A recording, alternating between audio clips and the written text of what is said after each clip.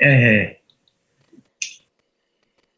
es debida, bueno, ya estaba de alguna manera en Platón en algunos aspectos, pero es debida, sistematizada por Aristóteles, recurriendo a dos criterios, es decir, hace una clasificación. Toda clasificación, toda división tiene que hacerse de acuerdo con un fundamento o criterio de división. Pues bien, establece dos criterios de división, según las cuales pues, los gobiernos, unos persiguen el bien común y otros persiguen persiguen el bien particular del gobernante, no el bien común de la sociedad que gobierna. Eso lo estamos viendo tan constantemente que no quiero insistir en ello. Y luego está la división según el número de los que gobiernan, que pueden ser uno, un grupo o la totalidad, uno, varios o todos. Y según eso, pues eso da lugar a las formas de gobierno que persiguen, de una primera división, pues los que persiguen el bien común, que son las formas de gobierno legítimas, las formas de gobierno buenas, que persiguen el bien de la sociedad, el bien común de la sociedad, que son la monarquía o gobierno de uno solo, la aristocracia o gobierno de los mejores, Aristón es el mejor, es el superlativo del bien en griego. Entonces es el gobierno de los mejores, pero varios, no uno. El rey tiene que ser el gobierno del mejor, tendría que ser en el primer pensamiento de Aristóteles.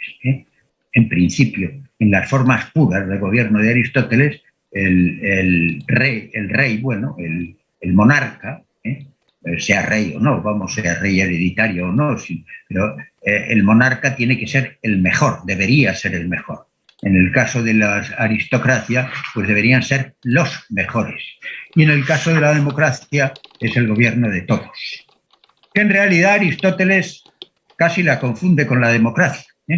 Entiende que es algo, pues, que siempre está sometido a la demagogia, a la demagogia de unos cuantos que logran alzarse por medio de la oratoria y de la retórica y también del engaño y cualquier otro procedimiento maquiavélico para gobernar a los demás.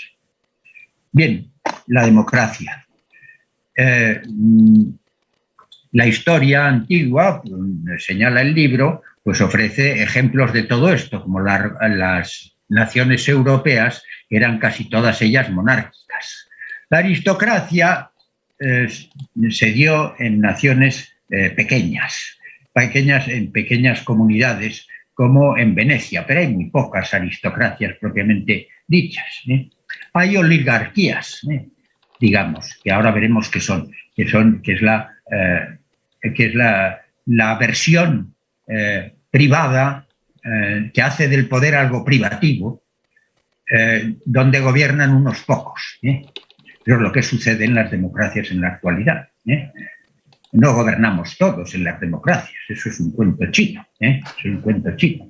Nadie nos ha sometido a nuestra voluntad. Bueno, ustedes, la mayoría de ustedes, si han estado en España, me refiero, nadie ha votado la Constitución.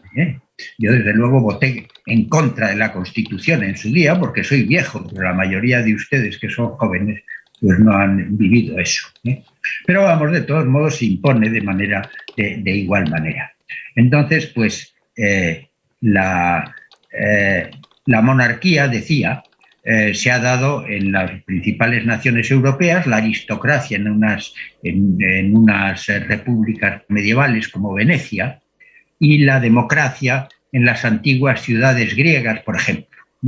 Hasta el propio Rousseau decía que la democracia propiamente, reconocía que la democracia propiamente hablando solo se puede dar en grupos pequeños. El sistema democrático que nosotros podemos ver, que puede ser realmente democrático y no un engaño, pues se da entre grupos pequeños, en pueblos pequeños, etcétera, y en grupos pequeños de corporaciones, etcétera, o quizá también en algunos países pequeñísimos, qué sé yo, como los que existen en ocasiones en Europa. Pero fuera de eso, la democracia, reconocía el propio Rousseau, y la realidad es esa, de solo puede existir realmente como tal democracia, y ser legítima dentro de unos límites muy estrechos.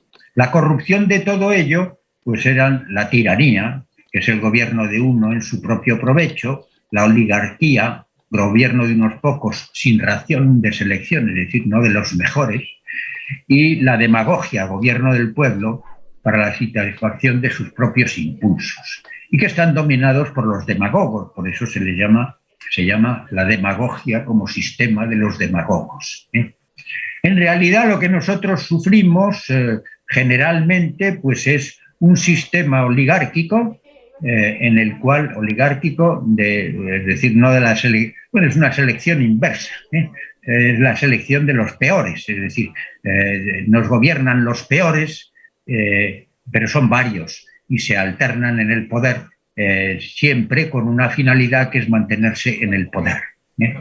Bien, de la comparación entre estos modos de gobierno, pues es que presentaba Aristóteles. Bueno, presentaba muchas más comparaciones, pero la más importante es decir que la mejor de todas dentro de los modos puros de gobierno, es decir, propiamente monárquicos, de uno, de muchos o de todos, pues en esos sistemas puros, la mejor forma de gobierno es la monarquía, y la peor, corruptio, óptima y pésima, pues es la tiranía, que es el gobierno de uno solo para su propio provecho.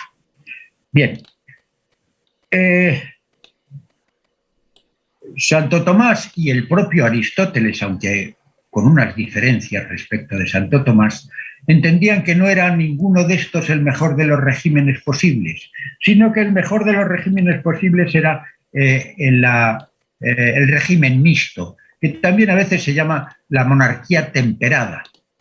Es decir, que no es el gobierno de uno solo, propiamente hablando, y con completa independencia de los demás, sino que el gobierno mixto es el que se compone en parte de la democracia, en parte de la aristocracia de la democracia para las corporaciones inferiores, de la aristocracia para la que ejerciendo las funciones de consejo, etcétera, en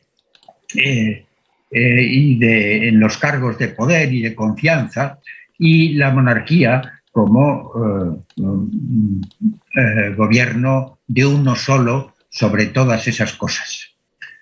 Bien, eso pues es lo que se llama el régimen mixto, que es presentado un poco de manera diferente por Aristóteles y luego también por Santo Tomás, basándose en parte en la Biblia.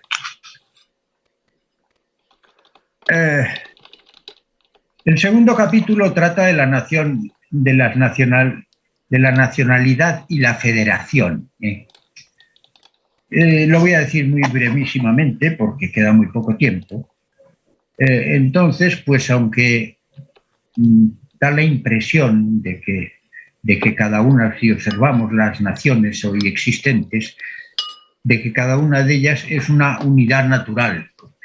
Pero no, las naciones han surgido a través de un proceso, en muchas ocasiones, de federación y en otras de conquista, o de pactos que se han hecho entre unas naciones y otras, etcétera, y que luego han pervivido durante mucho tiempo. Si ahondamos en la historia, generalmente pues las naciones son producto de una fusión. La unidad al principio es débil y luego la convivencia pues va eliminando las diferencias y produce eso que llamábamos el sentimiento natural de pertenencia a una nación. Con frecuencia esa unidad se basa, como en el caso de España, bueno, se basa o tiene una fundamentación que le otorga una unidad, se funda en la fe religiosa. Pero también, a menudo, pues las naciones se han unido frente a un peligro común, como Alemania frente a las tropas napoleónicas, posteriormente a las invasiones napoleónicas. ¿Qué es la federación? ¿Qué es la federación? Pues la federación, en un sentido amplio, es la unión política, una forma de unión política que no borra las diferencias y derechos de cada uno de sus componentes. Es decir, es la organización que se daba en la Edad Media, por ejemplo, en Europa y en España, donde pues después de la invasión musulmana pues se fueron formando reinos que estaban separados y a veces enfrentados entre sí, y se fueron uniendo hasta finalmente constituir la nación española.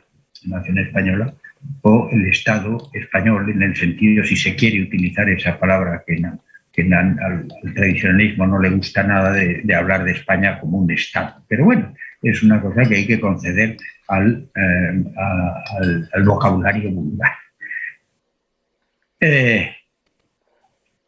El capítulo se dedica buena parte de él a señalar cómo ese proceso de federación pues es el más deseable, y eficaz en la configuración de las naciones, porque bueno, mantiene las diferencias dentro de los pueblos, regiones, etcétera, y al mismo tiempo les da una unidad que es mucho más poderosa que una unidad homogénea. Y es mucho más deseable que las naciones formadas por conquista o por un pacto que se hace como los que se han hecho a lo largo de la historia y que ahora vemos, por ejemplo, pues lo de Ucrania o cosas de esas, pues son es una nación un tanto artificial en buena parte y eso pues está produciendo pues está debajo de las dificultades en parte debajo de las dificultades que sufre ese pobre país, y en el cual pues amenaza una guerra que es probablemente terriblemente injusta y que solo beneficia a Estados Unidos y a su OTAN. El factor, la federación, pues es uno de los procesos naturales más deseables, y sobre todo si se une a la unidad religiosa. Bien, todo ello pues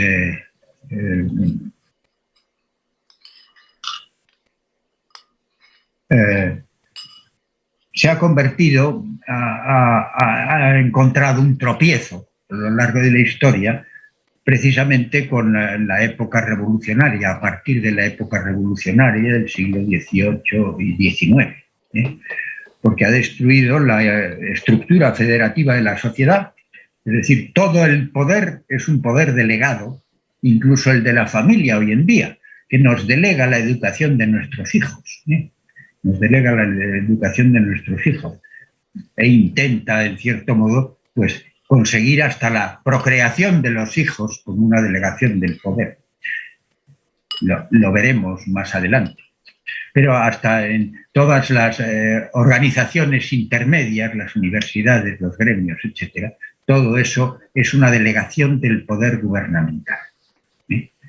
Y entonces, pues la estructura federativa que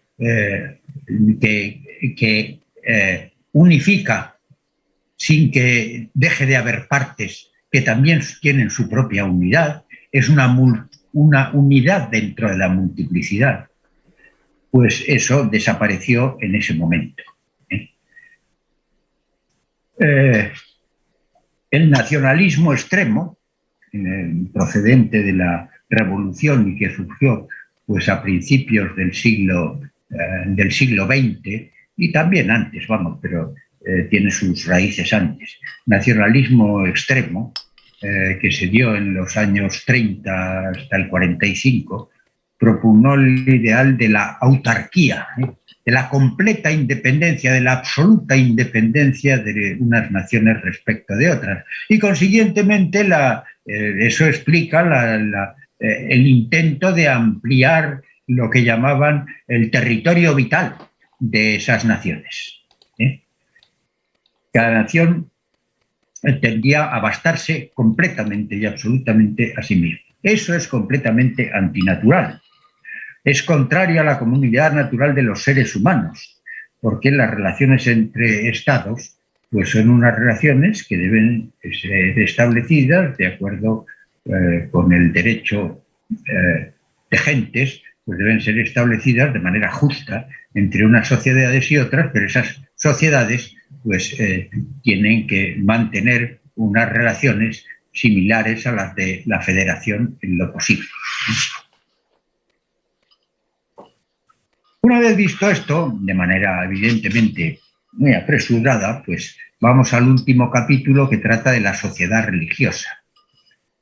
La sociedad religiosa pues existe al mismo tiempo que la sociedad. Es decir, en todas las sociedades ha habido una vertiente que era religiosa y que en muchas ocasiones se confundía con la autoridad civil, digamos. Pero también estaban en muchas ocasiones separadas unas castas de otras. Los sacerdotes en la Biblia pues, son diferentes de los que tenían el poder, de los reyes, por ejemplo, en la época de los reyes. Pero esos dos aspectos deben diferenciarse entre sí. Se justifica la duplicidad de poderes por el ser y el destino del hombre, porque evidentemente para las necesidades naturales, para las necesidades temporales de nuestro camino por este mundo, pues nos basta la sociedad civil. La sociedad civil que nos ampara y que debería dejarnos pertenecer a otras muchas sociedades, como nuestra propia familia, la de nuestro trabajo, etcétera, y constituir unas sociedades. Pero bueno, esa es con esos poderes temporales unidos jerárquicamente unos a otros, con esos poderes temporales debería bastar para la vida temporal, para la vida, podríamos decir, natural. No se puede decir material porque también conlleva el bien común natural, pues conlleva muchas cosas de carácter espiritual. Pero para alcanzar esos fines naturales, pues debería bastar con esto, pero el hombre no hace más que pasar brevemente por este mundo y siempre todos los hombres, de una manera o de otra, son llamados a pensar en su salvación más allá de su vida terrena. Entonces hay otro poder, y hablando para los cristianos, para los católicos, hay otro poder que es la Iglesia. La Iglesia que tiene unos medios que son los que pueden producir nuestra santificación. Son los sacramentos, bueno, la enseñanza y los sacramentos, con los cuales